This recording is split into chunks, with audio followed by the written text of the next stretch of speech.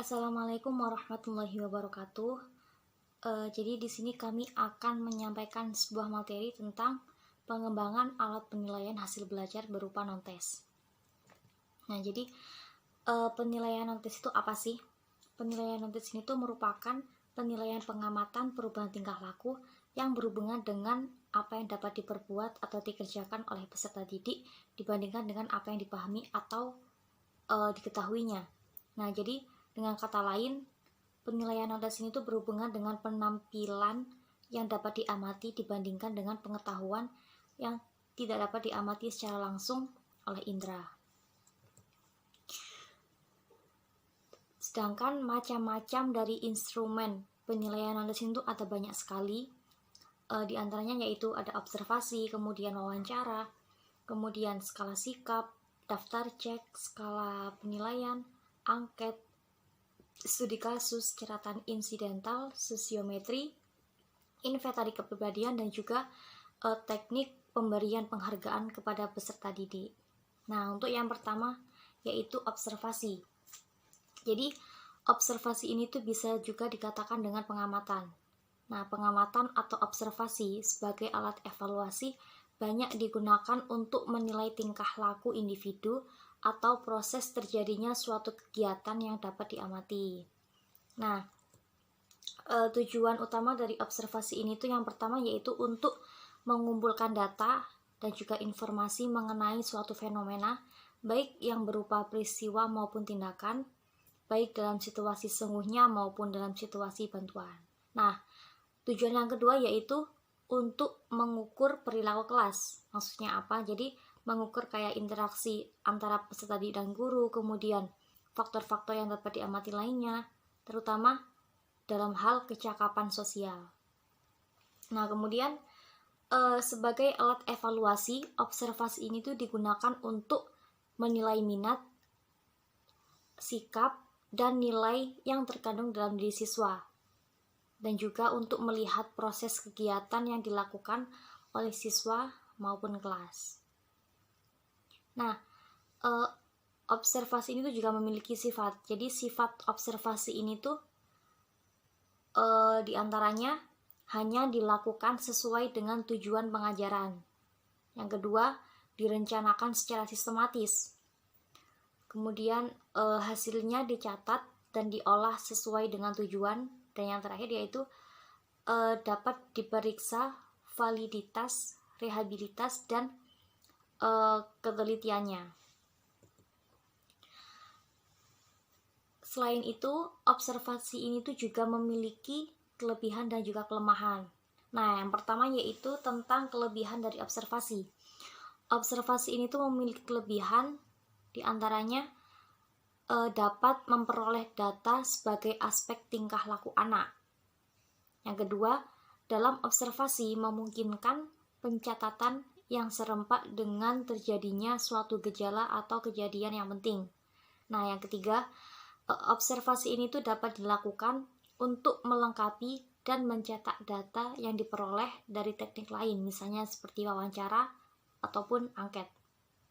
Nah, kelebihan observasi yang keempat yaitu observer tidak perlu menggunakan bahasa untuk berkomunikasi dengan objek yang diamati.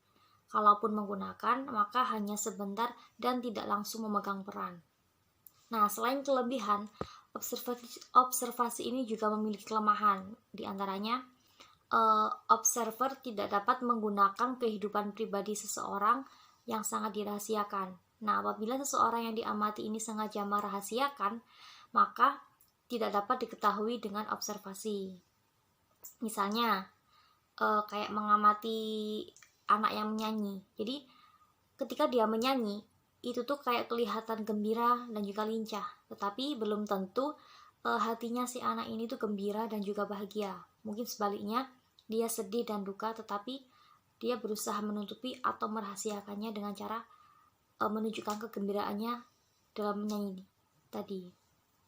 Nah, kekurangan yang selanjutnya yaitu apabila si objek yang diobservasi mengetahui kalau sedang diobservasi, maka tidak mustahil ataupun pasti tingkah lakunya itu dibuat-buat.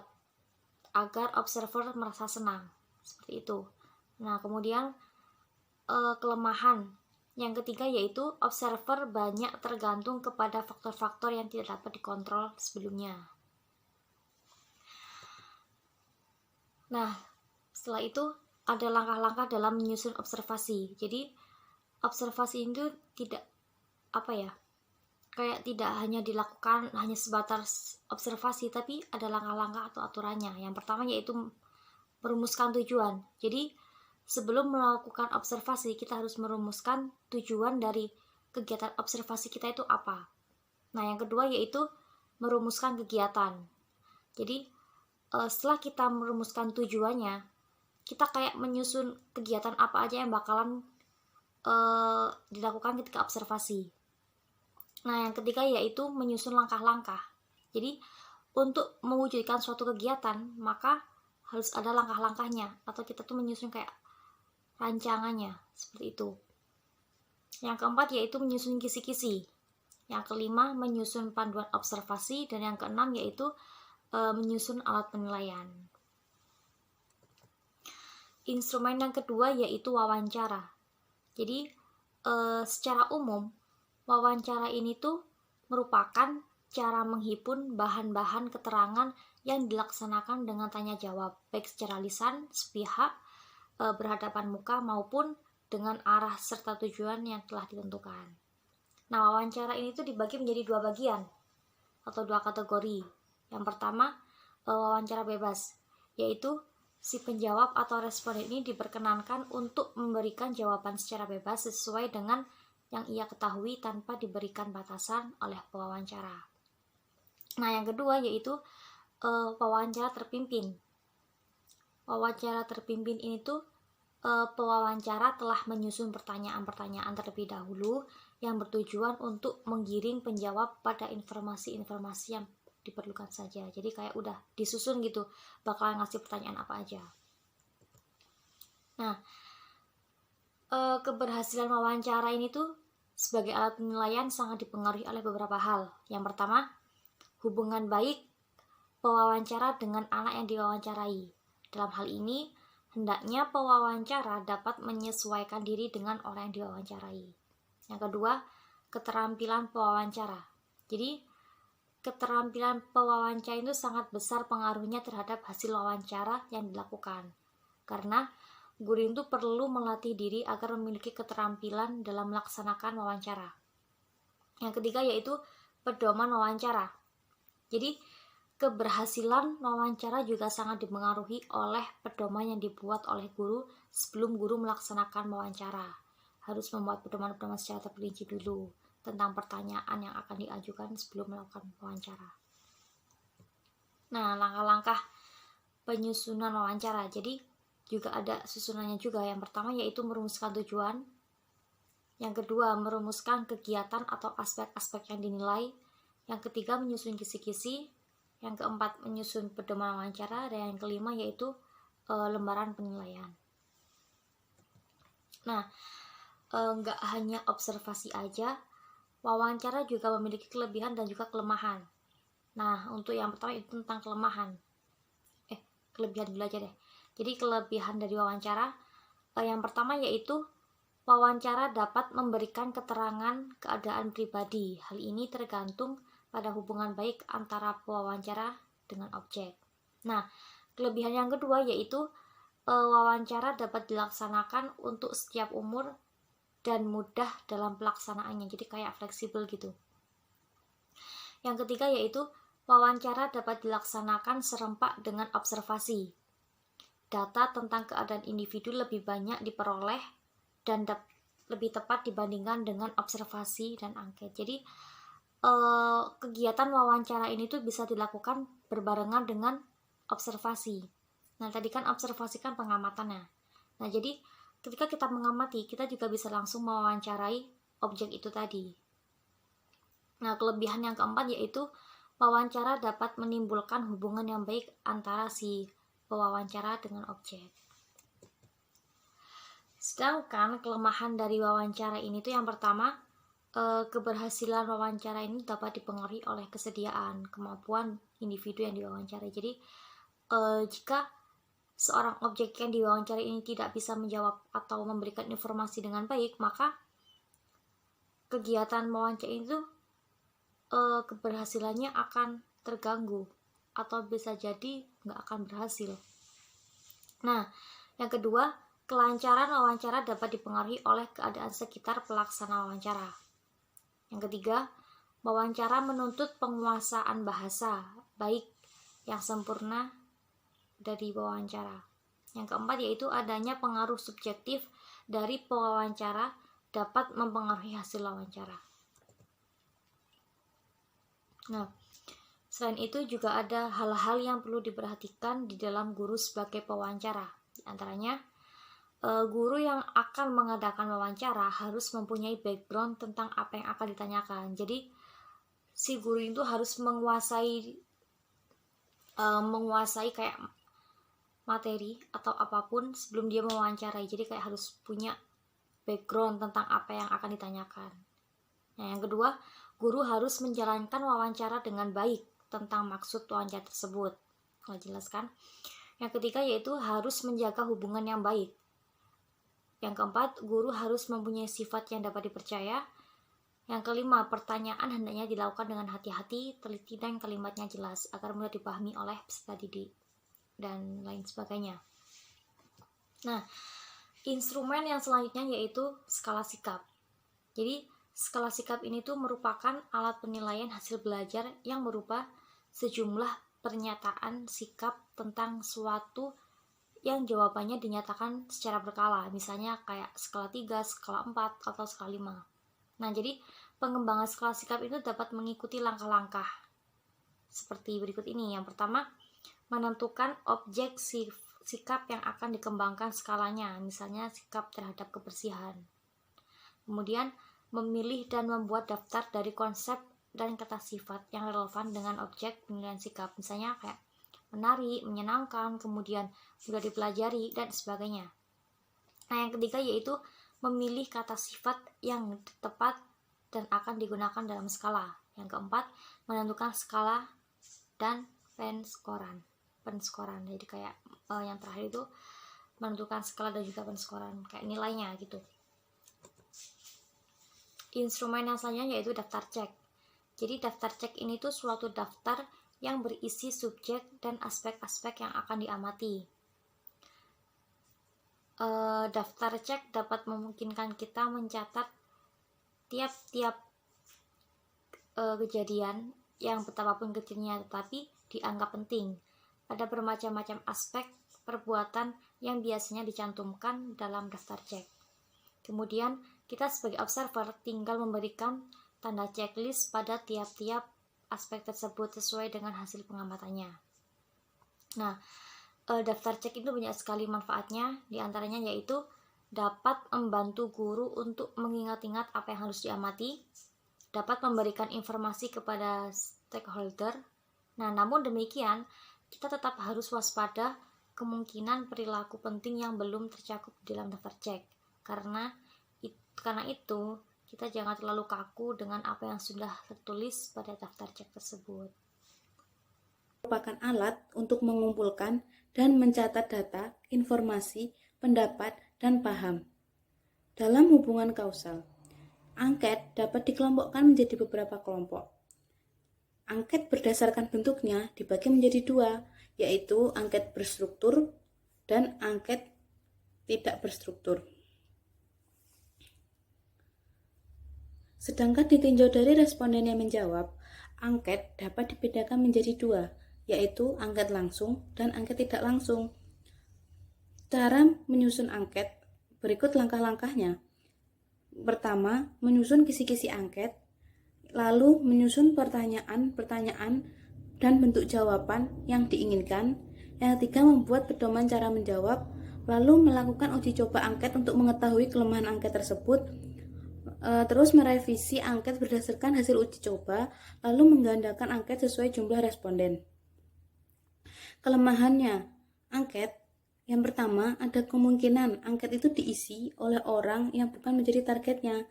Lalu target menjawab berdasarkan alternatif yang tersedia. Sedangkan keunggulannya itu Yang pertama adalah responden dapat menjawab dengan bebas tanpa dipengaruhi hubungan dengan peneliti. Lalu informasi yang terkumpul lebih mudah karena homogen. Lalu dapat mengumpulkan data dari jumlah responden yang relatif banyak. Yang selanjutnya adalah studi kasus. Studi kasus adalah mempelajari individu dalam proses tertentu secara terus-menerus untuk melihat perkembangannya. Misalnya, peserta didik yang sangat cerdas, sangat lamban, sangat rajin, dan lain sebagainya itu. Untuk itu, guru menjawab 3 pertanyaan inti dalam studi kasus, yaitu mengapa kasus tersebut bisa terjadi, apa yang dilakukan oleh seseorang dalam kasus tersebut, lalu bagaimana pengaruh tingkah laku seseorang terhadap lingkungan itu. Di dalam studi kasus memiliki kelebihannya. Kelebihannya itu adalah mempelajari seseorang secara mendalam dan komprehensif sehingga karakternya dapat diketahui selengkap-lengkapnya. Sedangkan kelemahannya adalah hasil studi kasus tidak dapat digeneralisasikan, melainkan hanya berlaku untuk peserta didik itu saja. Lalu catatan insidental. Catatan insidental merupakan catatan-catatan tentang peristiwa sepintas yang dialami peserta didik secara perseorangan. Catatan tersebut belum berarti apa-apa terhadap penilaian seseorang, namun dapat menjadi petunjuk yang berguna apabila dihubungkan dengan data-data yang lain. Yang selanjutnya yaitu sosiometri. Sosiometri adalah suatu prosedur untuk merangkum, menyusun, dan sampai batas tertentu dapat mengkuantifikasi pendapat-pendapat peserta didik tentang penerimaan teman sebayanya serta hubungan di antara mereka. Nah, seperti yang kita ketahui, banyak peserta didik kurang mampu menyesuaikan diri dengan lingkungannya. Ia nampak seperti murung, mengasingkan diri, mudah tersinggung, atau bahkan overacting. Nah, hal ini dapat dilihat ketika mereka sedang beristirahat, bermain, atau sedang mengerjakan tugas kelompok. Nah, fenomena ini menunjukkan adanya kekurangmampuan peserta didik dalam menyesuaikan diri dengan lingkungannya. Kondisi seperti ini perlu diketahui dan dipelajari oleh guru dan dicari upaya untuk memperbaikinya, karena dapat mengganggu proses belajar. Nah, salah satu cara untuk mengetahui kemampuan sosial peserta didik adalah sosiometri.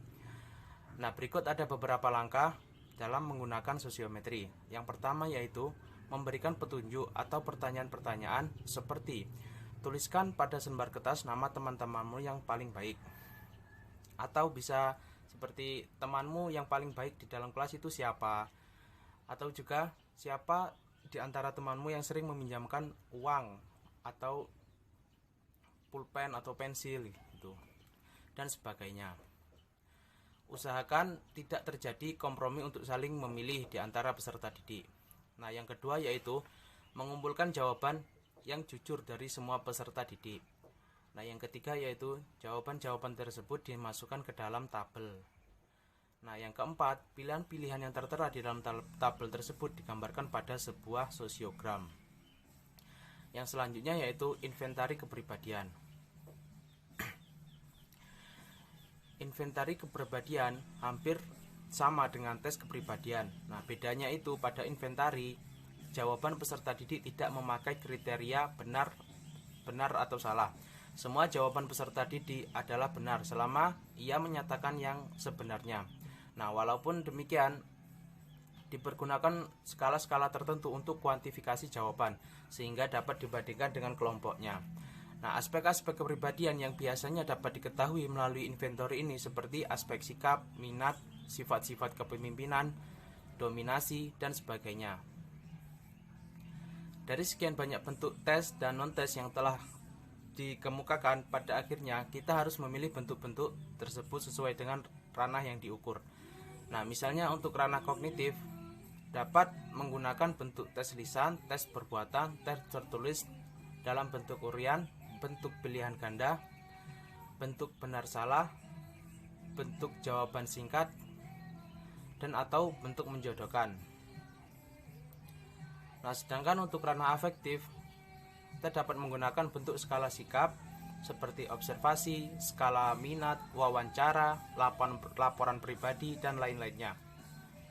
Nah, untuk ranah psikomotor, ada baiknya kita mengikuti pendapat Gen yang mengatakan ada dua kondisi yang dapat mengoptimalkan hasil belajar keterampilan, yaitu kondisi internal dan kondisi eksternal.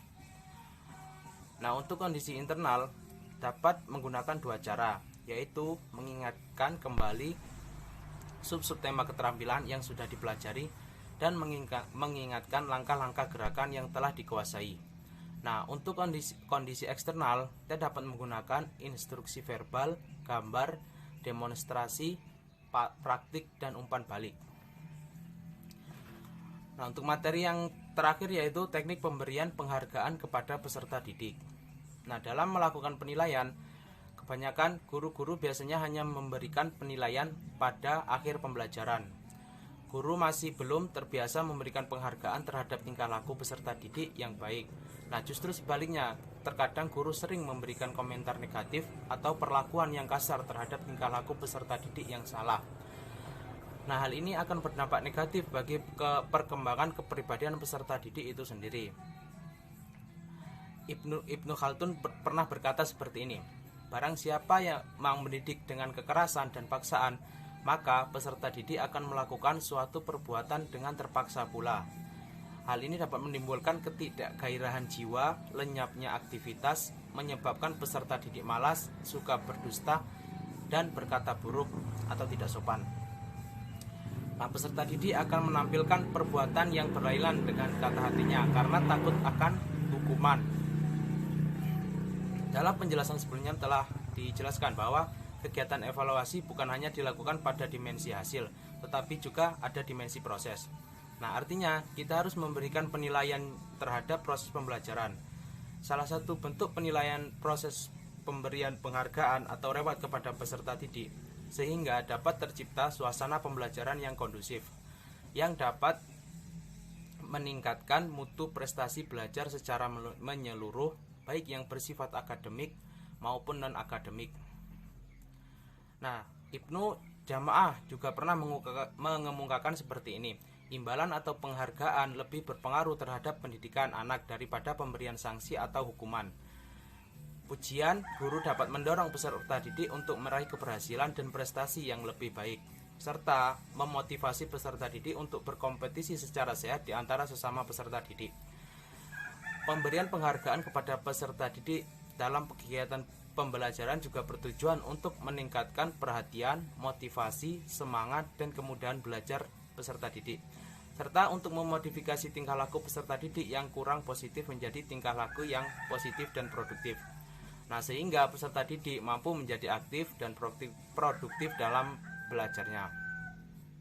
Nah, implementasinya adalah guru harus dapat meningkatkan perannya dalam mengelola kegiatan pembelajaran.